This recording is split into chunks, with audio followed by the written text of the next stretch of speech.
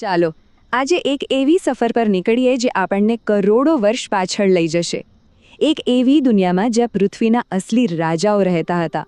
હા, આપણે વાત કરી રહ્યા છીએ એ વિશાળકાય જીવોની, ડાયનાસોરની. એમની આખી કહાણી, એમના જીવન, મૃત્યુ અને પાછા ફરવાની શક્યતાઓ. ચાલો આ બધા રહસ્યો પરથી પડદો ઉઠાવીએ. 16 કરોડ વર્ષ. જરા આ આંકડા પર ધ્યાન આપો. 16 કરોડ. આપણો આખો માનવ ઇતિહાસ, આપણી બધી સભ્યતાઓ, એની સામે તો બસ એક નાનકડી ક્ષણ જેવું છે. વિચાર તો કરો, આટલા લાંબા અકલ્પનીય સમય સુધી આ ગ્રહ પર માત્ર ને માત્ર ડાયનાસોરનું રાજ હતું. આ એમનું ઘર હતું, એમનું સામ્રાજ્ય. આ શબ્દો બિલકુલ સાચા છે. એક એવો સમય જ્યારે ધરતી પર આપણા નહીં પણ વિશાળ અને ક્યારેક તો રાક્ષસી લાગતા જીવોનું રાજ હતું. એક એવી દુનિયાની કલ્પના કરો જે આપણી આજની દુનિયાથી બિલકુલ અલગ હતી. જંગલી, ભયાનક અને ભવ્ય. સાચે જ એક ખોયાયેલો સંસાર. તો આપણી આજની સફરમાં આપણે શું શું જોવાના છીએ? પહેલાં તો જોઈશું કે આ દિગ્ગજોનો ગ્રહ કેવો હતો. પછી ઇતિહાસની સૌથી મોટી મોર્ડર મિસ્ટ્રી સોલ્વ કરીશું. એ પણ જાણીશું કે જે દિવસે દુનિયાનો અંત આવ્યો ત્યારે શું થયું હતું.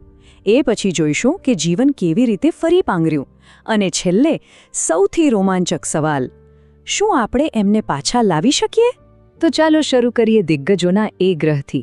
જુઓ, ડાયનાસોર કોઈ એક જગ્યાએ નહોતા, એવું નહોતું. એ લોકો આખી પૃથ્વી પર રાજ કરતા હતા. તમે કોઈ પણ ખંડનું નામ લો, ઠંડા આર્કટિકથી લઈને બર્ફીલા એન્ટાર્કટિકા સુધી, દરેક જગ્યાએ એમના નિશાન હતા. 1500થી પણ વધારે અલગ અલગ પ્રજાતિઓ.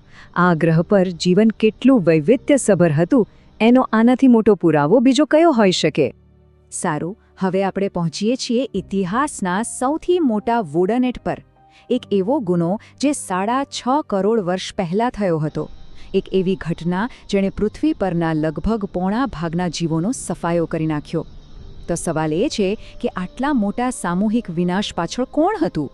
ચાલો આ કોસ્મિક કોલ્ડ કેસની તપાસ શરૂ કરીએ. હવે જુઓ, આ કેસમાં આપણી પાસે બે મુખ્ય શંકાસ્પદ છે. એક છે એસ્ટ્રોઇડ, એટલે કે અવકાશમાંથી આવેલો એક વિશાળ પથ્થર. અને બીજો શંકાસ્પદ છે જ્વાળામુખી, જે પૃથ્વીના પોતાના પેટાળમાંથી ફૂટ્યો હતો. એક હત્યારો ઉપરથી આવ્યો અને બીજો નીચેથી. તો પછી અસલી ગુનેગાર કોણ છે? ઘણા વૈજ્ઞાનિકો જેમ કે સ્ટીફન બ્રુસેટ કહે છે કે આમાં બહુ વિચારવા જેવું છે જ નહીં. હત્યારો તો એસ્ટેરોઇડ જ છે અને એમની પાસે પુરાવો પણ મજબૂત છે. દુનિયાભરમાં ખડકોના એક ખાસ પળમાં ઇરિડિયમ નામનું તત્વ મળે છે. આ તત્વ પૃથ્વી પર બહુ ઓછું છે પણ એસ્ટેરોઇડમાં ભરપૂર હોય છે. તો આ ઇરિડિયમનું પળ જાણે હત્યારાએ પાછળ છોડી દીધેલું એનું વિઝિટિંગ કાર્ડ જ છે. પણ કહાણીમાં એક ટ્વિસ્ટ છે. ગર્ટા કેલર જેવા ભૂસ્તરશાસ્ત્રીઓ કહે છે કે આ એસ્ટેરોઇડની વાર્તા સાંભળવામાં બહુ સારી લાગે છે, પણ એ સાચી નથી. એમનું માનવું છે કે અસલી ગુનેગાર તો ભારતના ડેક્કન ટ્રેપ્સના જ્વાળામુખી હતા. આ જ્વાળામુખીઓ લાખો વર્ષો સુધી ફાટતા રહ્યા અને ધીમે ધીમે આખા ગ્રહના વાતાવરણમાં ઝેર ફેલાવી રહ્યા હતા. એસ્ટ્રોઇડ તો બસ છેલ્લો ઘા હતો, જેણે મરવા પડેલા ડાયનાસોરનું કામ તમામ કરી દીધું. તો ચાલો એક ક્ષણ માટે માની લઈએ કે એસ્ટેરોઇડ જ મુખ્ય વિલન હતો. તો પછી એ દિવસ કેવો હશે? એ દિવસ જ્યારે દુનિયાનો અંત આવ્યો. ચાલો પૃથ્વીના ઇતિહાસના એ સૌથી ભયાનક દિવસની કલ્પના કરવાનો પ્રયાસ કરીએ. 6 માઇલ પહોળો, એટલે કે લગભગ 10 કિલોમીટર, માઉન્ટ એવરેસ્ટ કરતાં પણ મોટો એક પથ્થર જે બંદૂકની ગોળી કરતાં 20 ગણી વધુ સ્પીડથી અવકાશમાંથી આવીને પૃથ્વી સાથે અથડાયો. આ ટક્કર એટલી ભયંકર હતી કે જાણે લાખો કરોડો પરમાણુ બોમ્બ એકસાથે ફાટ્યા હોય. બસ એક જ સેકન્ડમાં બધું જ બદલાઈ ગયું. અને આ ટક્કર તો ખાલી શરૂઆત હતી. એ પછી તો વિનાશની એક ચેઇન રિએક્શન શરૂ થઈ. થોડી જ મિનિટોમાં આકાશમાંથી આગનો વરસાદ વરસવા લાગ્યો અને સમુદ્રમાં રાક્ષસી સુનામી ઉઠી. થોડા અઠવાડિયામાં આખી પૃથ્વી ધૂળ અને રાખના વાદળમાં ઢંકાઈ ગઈ. સૂરજ દેખાતો બંધ થઈ ગયો. વર્ષો સુધી પૃથ્વી પર ઇમ્પેક્ટ વિન્ટર છવાઈ ગયો, એટલે કે બધું થીજી ગયું અને દાયકાઓ સુધી ઝેરી એસિડનો વરસાદ વરસતો રહ્યો. આવા સંજોગોમાં ડાયનાસોર જેવા વિશાળ જીવો માટે બચવાનો કોઈ સવાલ જ નહોતો. પણ આટલી ભયાનક તબાહી પછી પણ કહાણી પૂરી નથી થઈ. જીવન બહુ જિદ્દી હોય છે, ખબર છે? એ રસ્તો શોધી જ લે છે. તો હવે સવાલ એ છે કે આ નરકમાંથી કોણ બચ્યું અને કેવી રીતે બચ્યું? અને જવાબ છે, જેઓ સૌથી મોટા અને તાકાતવર હતા એ નહીં, પણ જેઓ સૌથી વધુ હોશિયાર અને અનુકૂલનક્ષમ હતા એ બચી ગયા. જેમનું શરીર નાનું હતું, જેઓ જમીનમાં બખોલ બનાવીને કે પાણીમાં છુપાઈ શકતા હતા, જેઓ જીવજંતુઓ કે સડેલો કચરો ખાઈને પણ જીવી શકતા હતા, અને મગર જેવા જીવો જેમનું મેટાબોલિઝમ ધીમું હતું, બસ આ જ જીવો નવી દુનિયાના વારસદાર બનવાના હતા. હવે જ્યારે મોટાભાગના ડાયનાસોર ખતમ થઈ ગયા ત્યારે દુનિયા ખાલી થઈ ગઈ. અને આ ખાલી જગ્યા ભરવા માટે કોણ આગળ આવ્યું? સસ્તન પ્રાણીઓ, એટલે કે આપણા પૂર્વજો. એમને તો જાણે લોટરી લાગી ગઈ. થોડાક જ લાખ વર્ષોમાં એમનું કદ અને વિવિધતા એટલી ઝડપથી વધી કે કેટલાકનું વજન તો 100 ગણું વધી ગયું. ડાયનાસોરની રાખમાંથી સસ્તન પ્રાણીઓના યુગની શરૂઆત થઈ. અને એ સસ્તન પ્રાણીઓનો યુગ એટલે આપણો યુગ. જો ડાયનાસોરનો વિનાશ ન થયો હોત તો કદાચ આપણે આજે અહીં ન હોત.